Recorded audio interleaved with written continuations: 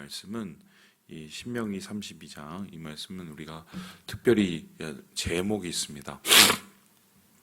오늘 이 말씀 앞에 보면 모세의 노래라고 이렇게 써있는 거 보세요. 모세의 노래.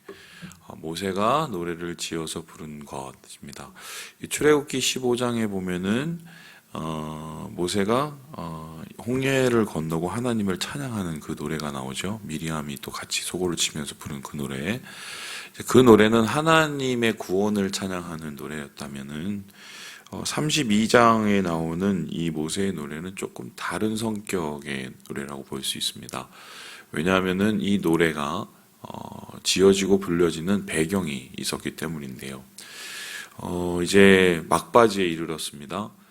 조금 있으면 이제 모세는 자기의 모든 리더십을 여호수아에게 넘겨주고 이제 느보산에 올라가서 이 세상을 이제 떠나게 되는 것이죠. 그의 마음속에는 이제 여러 가지 범민이 있었을 것이고 예언자였기 때문에 미래를 볼 수 있어서 오히려 더 마음이 힘들었을 수 있습니다. 왜냐하면 지금은 이스라엘 백성들이 좀 잘 준비된 것 같고 또 그들이 또 하나 된 것 같고 그들이 하나님을 잘 섬긴 것 같지만 저곳에 가서 요단강을 건너고 그 땅을 다 차지하고 그리고 그곳에 정착하게 되면은 얼마 지나지 않아서 이스라엘 백성이 무너질 것이라는 것을 알았기 때문입니다. 그 이유는 다름이 아니라 일상이죠. 일상의 유혹, 이것이 그들을 무너뜨릴 텐데 특별히 광야에서만 살던 사람들이 이제 젖과 꿀이 흐르는 가나안 땅에 정착해서 산단 말이죠. 그러면은 여러 가지로 그 정착한 삶이 매력적일 수밖에 없습니다. 뭐 아주 쉽게 설명을 하면 이런 건데, 뭐 지방에서 무슨 단칸방에 살시던 분이 이 뭐 수도권에 올라와서 아파트 50평짜리에 산다고 한번 생각을 해보세요. 얼마나 신기하겠습니까? 왜죠? 화장실도 2개예요. 또 막 그 이것저것 뭐 송수관 뭐 이런 것 너무 잘 돼 있죠. 또 뭐 금방 또 밥 해 먹을 수 있죠. 뭐 이런 상황, 그리고 또 시키면 바로 밥오죠.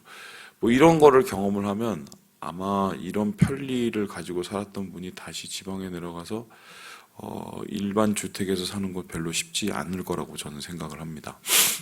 이것은 단순히 이제 문명의 이기이지만 이스라엘이 가나안에 가서 겪게 되는 유혹은 단순히 문명의 이기가 아니었습니다.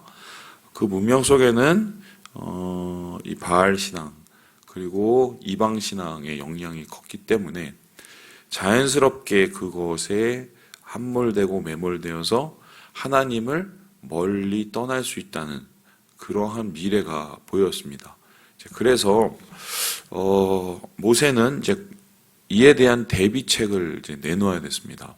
여기에 대해서는 우리가 수요 기도회 때 조금 더 다루려고 하는데 이제 3가지를 내놓는데요. 첫 번째는 율법, 두 번째는 이제 하늘과 땅.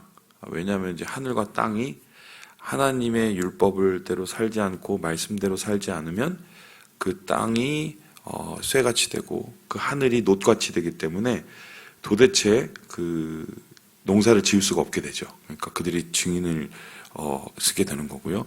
그리고 마지막으로는 노래를 지어줍니다. 그러면 왜 이 노래가 이들을 유혹으로부터 여러 가지 죄악으로부터 벗어날 수 있는 방편, 좋은 방법이라고 생각했을까요? 우리가 여기에서 좀 간과하고 있는 게 한 가지가 있는데 제가 한번 질문을 해보겠습니다. 이 당시 이스라엘 백성, 뭐 100만이면 100만이라고 쳐봅시다. 200만이면 200만. 그 중에 글자를 쓰거나 글자를 읽을 수 있는 사람이 몇 %나 됐을까요? 어떻게 생각하십니까? 일반적인 백성이라고 할지라도 절반도 채 안 됐을 텐데요, 이 당시에. 특별히 이제 문자가 발견되고 문자가 발명된 이유를 보면은 절대로 서민들을 위해서 발견되고 발명된 게 아닙니다. 생각을 잘 해보세요. 세종대왕이 왜 욕을 먹었습니까? 훈민정음 만들다가 욕을 먹었죠. 왜 훈민정음을 만들다가 욕을 먹었습니까? 문자는 사대부만이 쓰고, 그래서 사대부만이 누릴 수 있는 그들의 권리이자 그들의 어떻게 보면은 자기의 이익을 지키는 방편인데, 그것을 가지고 백성들이 읽고 쓰고 편하게 소통할 수 있도록 만든다. 그것 자체가 기분이 나쁜 거죠. 그들의 특권이었기 때문이에요. 그래서 고민을 하다가 훈민정음 이제 그 서문에 보면 이런 말이 나오죠. 내가 문자를 만든 이유가 뭔지 아니? 라고 얘기를 하면서 사대부들의 이제 마음을 이렇게 조금 이렇게 다스리기 위해서 이렇게 합니다. 나란 말이 중국에 달라, 중국에 달라. 이게 무슨 소리냐면 문자로 삼았지 아니었어요. 아직도 이걸 외우네요. 이게 뭐냐면 이런 건데, 우리나라 말이 중국말하고 달라서 똑같이 한자를 써놓고 그 한자가 중국에서 쓰는 그 말하고 우리나라 말이 다르다는 거예요. 그래서 내가 이 글자를 만드는 이유는 중국에 있는 그 한자를 제대로 우리나라에서 읽게 하기 위해서 일종의 발음 기호를 만들었다는 거예요. 그렇게 이 훈민정음이 시작이 됩니다. 진짜 이 세종대왕이 그렇게 생각을 했을까? 그게 아니라 하도 사대부들이 그거 못 만들게 설치니까 그들을 좀 이렇게 유화시키는 차원에서 다 니네 좋으라고 하는 거야. 그거 한문 그 중국어 제대로 읽으라고 이렇게 발음 끼워 만드는 거야. 이렇게 안심시킨 거예요. 이제 그런 의미에서 봤을 때는 지금으로부터 이거 500년도 안 됐는데 문자는 소위 있는 자들의 특권이었단 말이에요. 그런데 이스라엘 백성은 아시다시피 애굽에서 무엇으로 있었습니까? 노예로 있었습니다. 노예가 문자를 아는 사람이 몇 명이나 됐을까요? 그렇죠? 그러니까 저는 그렇게 생각을 하는데, 십계명이 만일에 돌판으로 새겨졌다. 뭐 나 외에 다른 신을 섬기지 말라부터 시작을 해서 거짓 증언하지 말라, 남의 거 훔치지 말라, 이런 얘기가 나왔다면 그거를 보고 읽을 수 있는 사람은 거의 없었을 거예요. 십계명이다 생각하는 거지. 아, 저게 하나님이 저렇게 새겨주고 저렇게 하나님이 우리 뭐 지키라고 한 거래. 저게 계약서래. 이 정도 알 뿐이지 거기에 뭐가 적혀 있는지 그걸 읽을 수 있는 사람은 아주 극히 제한적이었을 가능성이 큽니다.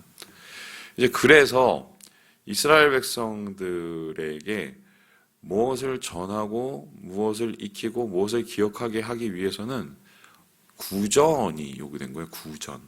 입에서 입으로 넘겨가는 거. 아주 쉽게 설명을 해보면 우리나라 같은 경우는 뭐 심청전도 있고 뭐 춘향전도 있고 이거 다 판소리죠. 판소리. 원래 판소리의 시작은 뭐냐면 노래가 아니라 입에서 입으로 넘겨지는 말이었는데, 이야기였는데, 그 이야기를 하다 보면 중간에 막 영혼구도 붙이고 또 좀 빨리 이해하기 위해서 막 가락을 붙이죠. 일종의 조선식 이게 랩이었다 이렇게 보면 됩니다. 그래서 그렇게 가락과 리듬을 집어넣으면 그 판소리가 그 다음 사람들에게 쉽게 익혀지고 외워지고 똑같이 한 겁니다. 그래서 하나님께서 모세를 통해서 이때까지 그가 가지고 있던 출애굽의 정보, 하나님에 대한 정보를 이렇게 압축시켜서 노래로 만들게 한 거예요.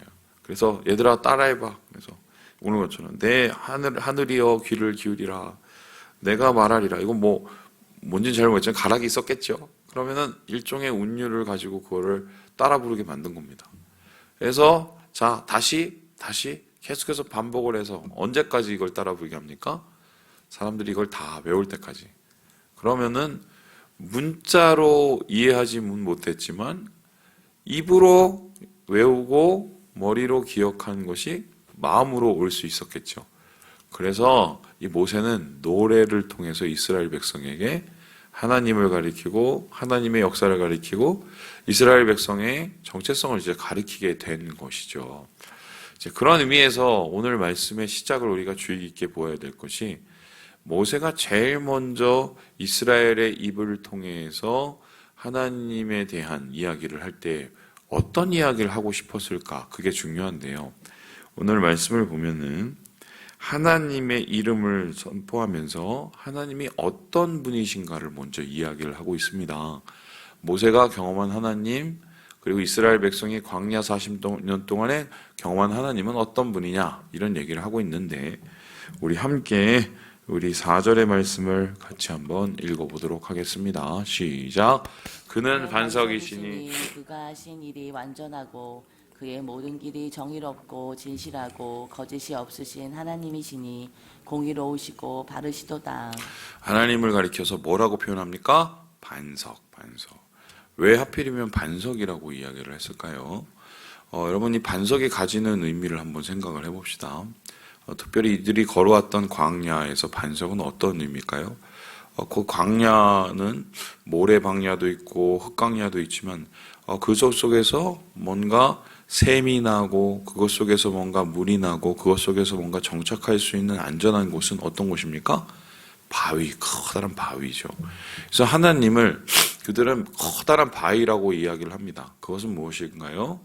야, 그만큼 하나님은 봐라. 그만큼 하나님은 공의로우셔. 그만큼 하나님은 우리가 의지할 곳이야. 이러면서 하나님에 대한 공의로우심과 진실하심과 거짓이 없으심. 보세요. 바위는 잘 변하지 않죠? 바위는 물론 시간이 지나면 깎이긴 하지만 그나마 모든 것 중에서는 변치 않은 것 중에 하나입니다. 그래서 십장생활에도 바위가 들어가는 거 제가 알고 있는데요. 오래 산다고 생각했나 봐요. 그러니까 바위를 통해서 하나님의 이미지를 각인시켜 주는 거예요. 하나님은 우리의 바위, 구원의 반석, 진실하신 분, 그리고 거짓이 없으신 분, 공의로우신 분. 이렇게 하나님에 대한 이야기를 먼저 전하고 있습니다. 두 번째로 이스라엘 백성에게 이렇게 얘기를 하고 있는데요. 우리 함께 우리 6절의 말씀을 같이 한번 읽어보도록 하겠습니다. 6절 말씀입니다. 시작. 어리석고 지혜 없는 백성아, 여호와께 이같이 보답하느냐? 그는 내 아버지시요 너를 지으신 이가 아니시냐? 그가 너를 만드시고 너를 세우셨도다. 하나님을 가리켜서 뭐라고 얘기합니까? 아버지. 하나님은 반석이야. 두 번째, 하나님은 우리의 아버지야 라고 합니다. 왜 하나님을 가리켜 아버지야 라고 했을까요? 두 가지 이유시죠. 하나님은 우리를 창조하신 분, 그러니까 우리의 시작이기 때문에 바로 아버지라는 것입니다. 두 번째, 하나님은 어떻게 해요? 우리를 출애굽시키시고 구원하시고 세우신 분. 그런 하나님이 우리의 하나님이야. 그 하나님께서 우리를 이끌어 주셨고 여기까지 보내주신 거야. 그러니까 우리가 하나님에 대해서 어떠한 생각을 가져야 되는지 알겠지? 이러면서 반석이신 하나님과 아버지이신 하나님에 대한 생각을 그들의 머릿속에, 입술 속에 이제 심어 놓습니다. 그리고는 이제 더불어서 하나님에 대한 이야기를 이렇게 이야기를 하고 있는데요. 우리 함께 11절의 말씀을 같이 한번 읽어보도록 하겠습니다. 시작. 마치 독수리가 자기의 보금자리를 어지럽게 하며 자기의 새끼 위에 너풀거리며 그의 날개를 펴서 새끼를 받으며 그의 날개 위에 그것을 엎는 것 같이. 지금 하나님을 가리켜서 뭐라고 얘기합니까? 독수리라고 얘기합니다. 왜 하필 독수리라고 얘기했을까? 이 독수리라고 얘기한 것은 광야 생활과 깊은 관련이 있습니다. 여러분, 독수리가 어떻습니까? 자기 새끼를 어떻게요? 날개에 펴서 그것을 이렇게 위에 얹는다고 얘기를 했죠. 그리고 어떻게 합니까? 새끼를 너풀거리며 또 그의 새끼를 받으며 말이고 납니다. 독수리가 새끼를 날개하기 위해서 제가 알기로는 위에서 높은 곳에서 떨어지게 만든다면서요. 그래서 일종의 비행을 하게 만들고 안 되면 밑에 가서 받아주고 그래서 또 다시 올려서 또 비행하게 만들고 이런 이제 훈련의 과정이 있는데 그 훈련의 과정 속에 되게 혹독한 것 같으나 사실 그 독수리 어미가 계속해서 그 독수리 새끼를 어떻게 해요? 보호하고 있지요. 마치 하나님께서 광야 40년을 이스라엘 백성에게 그렇게 보호하셨다는 것입니다. 그래서 이 10절에는 이렇게 얘기를 하고 있는데 자기의 눈동자같이 지키셨도다. 하나님께서 우리를 보호하시는 분이야. 눈동자처럼 지켜. 가장 우리에게 예민한 것이 눈동자인데 그것처럼 하나님께서 우리를 보호하시고 지키신 분이니 그분께서 우리를 왜 광야에 놔뒀겠어? 그건 이유가 있지 않을까? 이러면서 어떻게 해요? 우리를 날게 하시기 위해서, 비상하게 하시기 위해서, 훈련시키시기 위해서 광야 40년을 허락하신 거야. 이러면서 이제 하나님에 대한 이야기를 이제 펼쳐가게 되는 것입니다. 그래서 하나님께서 이러한 분이시기 때문에 우리가 어떻게 해야 될까? 어떻게 해야 될까? 여기에 대해서 이스라엘 백성에게 결국 이야기를 하고 싶은 건데요. 우리 함께 12절을 읽고 마무리를 해보도록 하겠습니다. 시작. 여호와께서 홀로 그를 인도하셨고 그와 함께한 다른 신이 없었도다. 이 얘기하고 싶은 거죠. 이스라엘 백성이 결국 입술로 고백해야 되는 게 뭡니까? 하나님 한 분 외에는 다른 신이 없다. 하나님만이 참신이다. 왜 이 이야기가 그토록 중요한가? 결국 이스라엘 백성이 가나안에 들어가서 무너진 게 하나님 외에 다른 신을 찾다가 무너졌습니다. 이스라엘 백성들이 광야에 나오고 출애굽을 한 이유가 생각을 해보면 애굽에 너무 많은 신들이 있어서 그 신들 가운데 이스라엘 백성들의 심령이 상하거나 영향을 받았기 때문에 아무것도 없는 광야로 내보내셔서 하나님께서 그들을 아주 친밀하게 만드시고 하나님 한 분만이 참신이라는 것을 친히 나타내시지 않았습니까? 그래서 이스라엘 백성이 절대로 이것을 잊어서는 안 된다. 이것을 잊는 것은 곧 하나님에 대한 배반이에요.